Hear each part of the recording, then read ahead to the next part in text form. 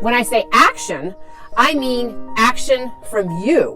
What I mean by that is, what would be wrong with you organizing your things and your spaces? Instead of nagging your husband to organize his tools in the garage, why don't you just say nothing to him and organize your clothes in your closet or your things in the kitchen?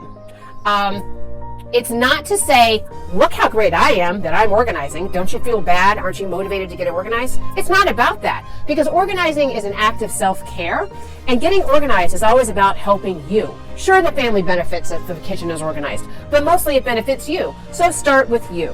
Now, possibly your spouse may be inspired to get his things organized, or not.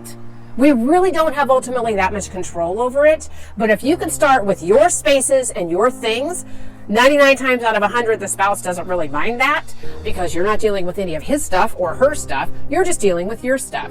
So it's not really a manipulative tactic to get them to do it. It's more just doing it for yourself.